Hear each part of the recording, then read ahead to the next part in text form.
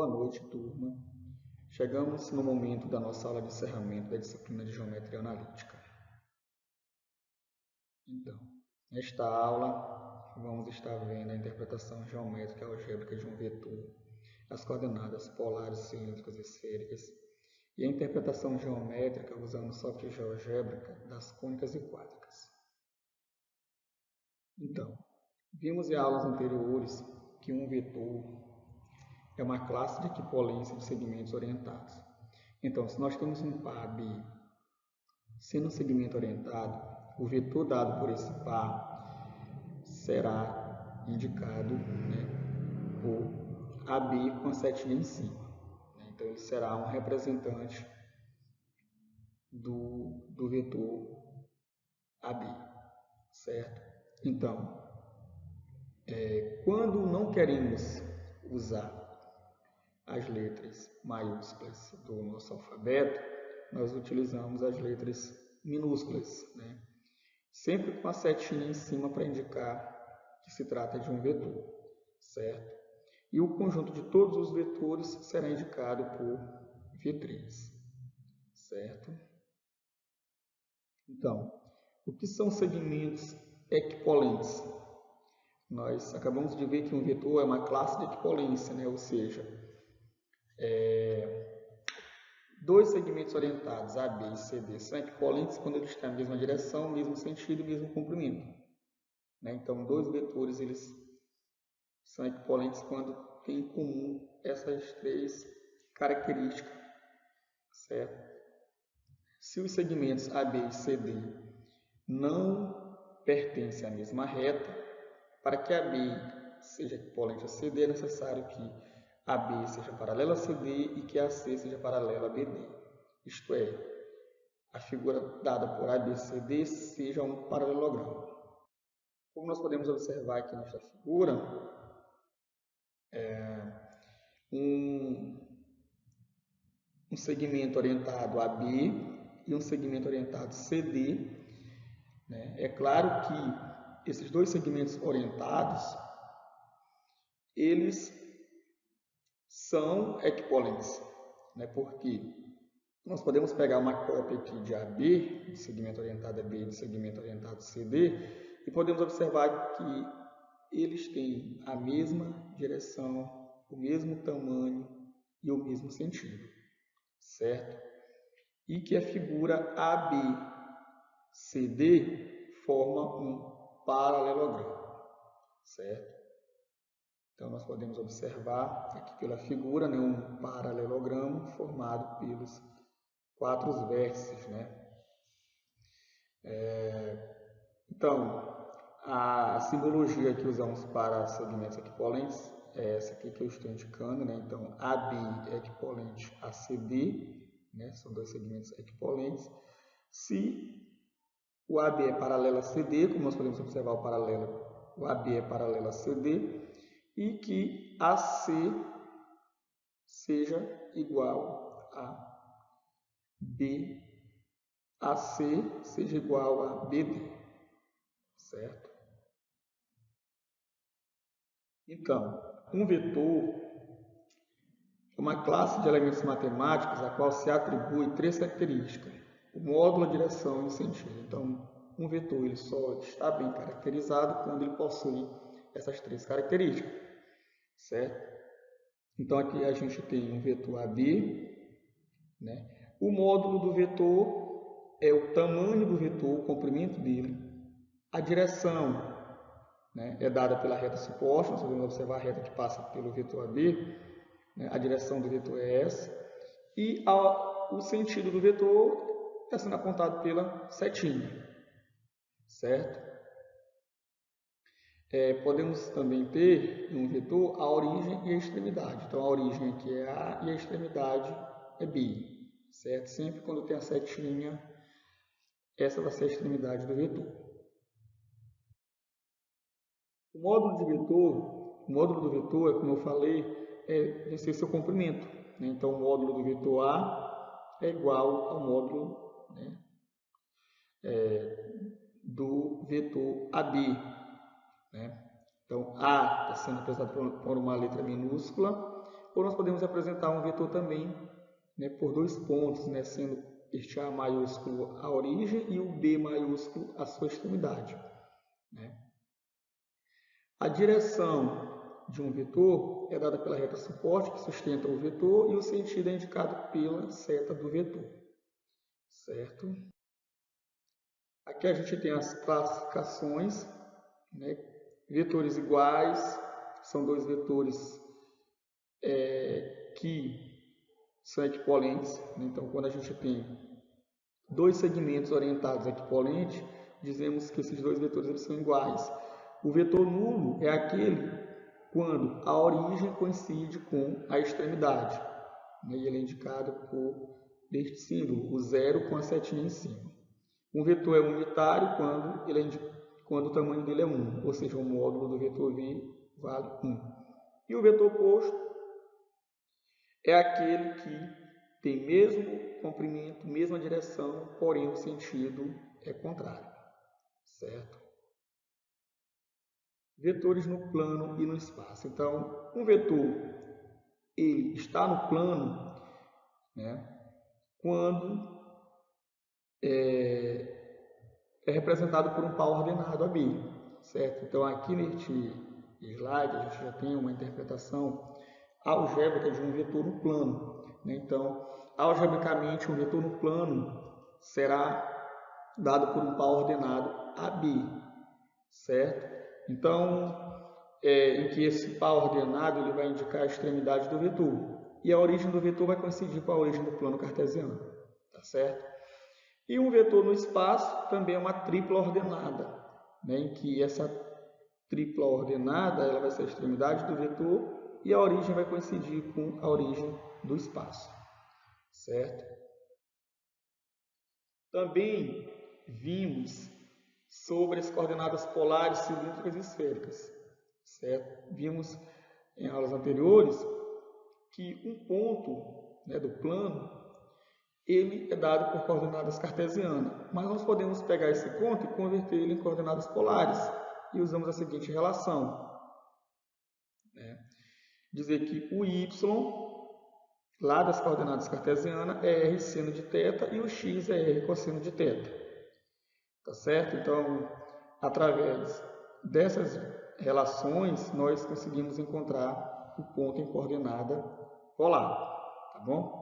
Só lembrando que um ponto P aqui em coordenadas cartesianas é xy, em coordenada polar, a primeira coordenada vai ser o θ, que é o ângulo formado entre o eixo x e o segmento que liga a origem ao ponto P, certo? Então, essa será a primeira coordenada, esse ângulo. E o tamanho desse segmento, que é o R, vai ser a segunda coordenada. Então, em coordenadas polares, vai ser dado por R e θ. Em coordenadas cartesianas, x e y, certo? Então, aqui nós temos um exemplo. Encontre as coordenadas retangulares do ponto P, cujas coordenadas polares são 6 e 2π sobre 3. Então, basta nós usarmos as duas relações, né? Aqui a gente tem as coordenadas polares, ou seja, o R é 6 e o θ é 2π sobre 3. E substituir na relação. O x é R cosseno θ, substitui R por 6 e o θ por 2π sobre 3. Fazendo esta conta, nós chegamos em x igual a menos 3. E no y, né, nós vamos chegar em 3 raiz de 3. Portanto, as coordenadas cartesianas do ponto P, né, em questão, que tem coordenadas 6 e 2π sobre 3, né, em coordenadas polares, ele em coordenadas cartesianas corresponde a um ponto de abscissa menos 3 e ordenada 3 raiz de 3. Já as coordenadas cilíndricas são coordenadas que estão no espaço, né? Então, um ponto no espaço em coordenadas cartesianas é dado por x, y, z. Em coordenadas cilíndricas é dado por r, θ e z. Sendo que o r tem a mesma interpretação lá de coordenada polar e o θ também, certo? O que vai mudar, a única diferença é que a gente vai sair do plano e vir aqui para o espaço tridimensional, certo? Então, aqui nós temos a relação para converter coordenadas cilíndricas em coordenadas retangulares, ou seja, coordenadas cartesianas, e também nós temos uma outra relação para converter coordenadas retangulares em coordenadas cilíndricas, Estão aqui as relações. Temos aqui agora também a conversão de coordenadas esféricas para coordenadas retangulares. As coordenadas esféricas é dada por ρ, θ e φ, sendo ρ o segmento aqui, né, o tamanho do segmento da origem ao ponto P. O θ é o ângulo formado entre o eixo X e a projeção desse segmento aqui sobre o plano XY. E o φ é o ângulo formado entre o eixo Z e o segmento aqui de tamanho ρ, certo? Então, as coordenadas esféricas é caracterizado por esses 3 pontos. E aqui está também as relações, para converter coordenadas esféricas para coordenadas retangular, e aqui coordenadas retangular em coordenadas esféricas, certo? Temos o exemplo, as coordenadas cilíndricas, dadas por 2, 2π e 1. Vamos descobrir as coordenadas retangulares. Basta usarmos as relações anteriores, né? A gente tem em coordenadas cilíndricas R, θ e Z. O nosso R é 2, o nosso θ é 2π sobre 3 e o nosso Z é 1. O X, substituindo então para encontrar o valor de X, vai ficar 2 vezes cosseno de 2π sobre 3, que dá 2 vezes cosseno de 120 graus, que dá menos 1. E o Y, né, a gente viu que é R seno de θ, né, que aí vai dar 2 vezes seno de 120, que dá raiz de 3. O Z é o próprio Z aqui das coordenadas cilíndricas. Então, em coordenadas retangulares, será o X, que é menos 1, Y, que é raiz de 3, e o Z, que é 1. E no final da disciplina, né, nós vimos o tópico relacionado a cônicas e quádricas, né? Então, aqui nós temos a interpretação geométrica, né, das cônicas. A gente tem aqui uma circunferência, que é quando o plano, ele no caso, perpendicular ao eixo aqui vertical, né? Aqui nós temos um cone, né? um cone infinito, certo? E aí nós temos um eixo vertical aqui, né, que passa na origem O. Quando o plano ele é perpendicular a esse eixo vertical, a figura que vai formar aqui, com esse cone aqui de baixo, vai ser uma circunferência. Já quando esse plano ele é oblíquo em relação ao eixo S, a figura que nós vamos encontrar é uma elipse. Quando o plano ele é paralelo ao eixo geratriz, né, do cone, nós vamos encontrar uma parábola. E quando o plano ele é paralelo ao eixo vertical, S, nós vamos encontrar uma hipérbole, né? Então, essas cônicas elas são determinadas dependendo da posição do plano em relação ao eixo vertical, né? Ou também em relação ao eixo geratriz. Aqui nós temos uma definição algébrica de cônica, né? Toda cônica é representada algebricamente por essa expressão, né? Então, o que não pode acontecer é dos coeficientes A, B, D, M e N ser simultaneamente igual a zero, né? Mas, pelo menos um aqui tem que ser diferente de zero, certo? E das quádricas, já são um espaço, né? A gente tem a expressão algébrica dada por essa expressão toda, né? Desde que A, B, C, D e S e F, né, seja simultaneamente, não precisa ser igual a zero, tá bom? Então aqui nós temos a expressão algébrica de uma quádrica. Temos aqui geometricamente, né, um elipsoide, quando tem essa equação deste formato. Um hiperboloide de uma folha, quando ele tem esta equação, certo?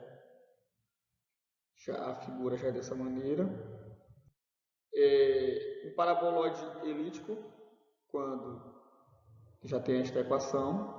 geometricamente será dessa maneira, e um parabólico hiperbólico quando tem esta forma geometricamente e tem essas equações. Aqui eu coloquei um exemplo para usarmos o software GeoGebra, né, para esboçar a figura que algebricamente é representada por essa equação. Então, foi até já abordado esse software GeoGebra, né, na aula relacionada a cônicas e quádricas, e lá a gente pode usar essa equação, né, usando o GeoGebra, que diz geometricamente, né, esta figura aqui, certo? Então, assim, é uma quádrica, né, em que a sua equação, né, é dada por essa igualdade, tá certo? Então, gente, é isso. Tem uma frase aqui: não há ramo da matemática, por mais abstrato que seja, que não possa um dia vir a ser aplicado aos fenômenos do mundo real, certo? Cujo autor tem este nome, certo? Então, espero que com essa aula de encerramento, né, com esta aula de encerramento, dê para você revisar o conteúdo da disciplina, e uma boa disciplina a todos, tá bom? Espero que dê tudo certo aí nesta disciplina, tá?